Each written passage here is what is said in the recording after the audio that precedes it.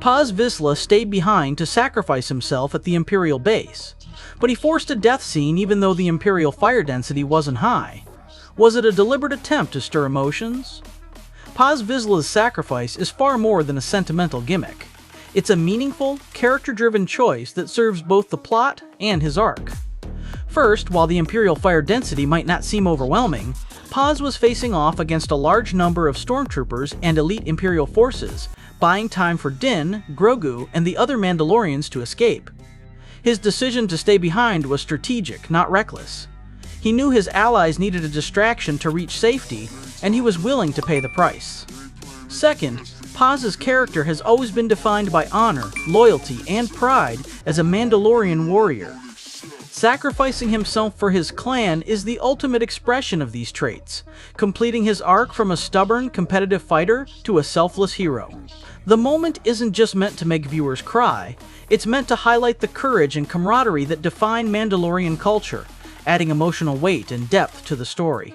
As the core of the Imperial Remnant, Moff Gideon chose to duel Din Djarin one-on-one instead of surrounding him with heavy troops. Does this fit his cunning villain persona? Gideon's choice to duel Din one-on-one absolutely fits his cunning villain persona, as it's driven by a mix of arrogance, obsession, and strategic calculation. First, Gideon is not just a military leader. He's a man obsessed with proving his superiority over Mandalorians, a group he's long viewed as primitive and beneath him. He believes his combat training, access to the darksaber, and knowledge of Mandalorian tactics make him unbeatable in a fair fight, and he wanted to humiliate Din by defeating him personally.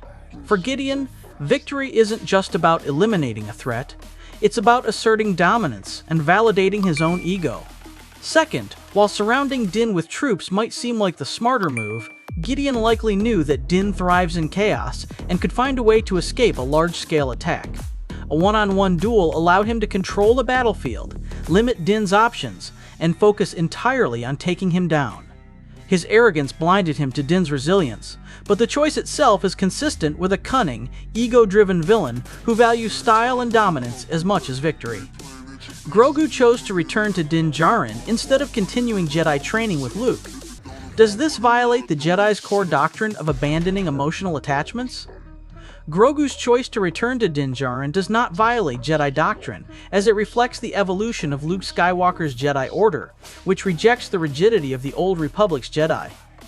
The traditional Jedi banned emotional attachments out of fear that they would lead to anger, jealousy, and the dark side. But this doctrine proved flawed, as seen in Anakin Skywalker's fall. Luke, having learned from that mistake, built his order on compassion, choice, and balance, not denial of emotion. He recognized that Grogu's bond with Din was genuine and healthy, not a path to the dark side. For Luke, a Jedi's strength comes from understanding their emotions, not suppressing them. Grogu's choice to return to Din isn't a rejection of Jedi values, it's a commitment to the connection that grounds him. He's not abandoning the Jedi path entirely, he's choosing a version of it that includes love and loyalty, which Luke's order embraces. This choice aligns with the Jedi's true purpose, protecting others and upholding justice, rather than the outdated rules of the past. Is there an official basis in Mandalorian history for Din Djarin's redemption ritual of atoning in the living waters of Mandalore's mines after removing his helmet? Yes, the ritual has a solid official basis deeply tied to Mandalorian culture, especially among the Children of the Watch, a strict faction Din aligns with. For this group, the oath to never remove one's helmet is sacrosanct, symbolizing commitment to Mandalorian identity and unity. Breaking this oath requires redemption, and the living waters of Mandalore's ancient mines are considered sacred ground for this act. According to Mandalorian lore, the waters are connected to their ancestral home, carrying the spirits of past warriors. The ritual isn't just a plot device, it's a reflection of the culture's emphasis on honor, tradition, and atonement. Even among different Mandalorian factions, the idea of seeking redemption through sacred rituals is widespread, making Din's journey to the living waters a faithful representation of their history and beliefs.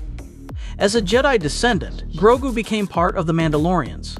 Does this setting break the age-old feud between Mandalorians and Jedi?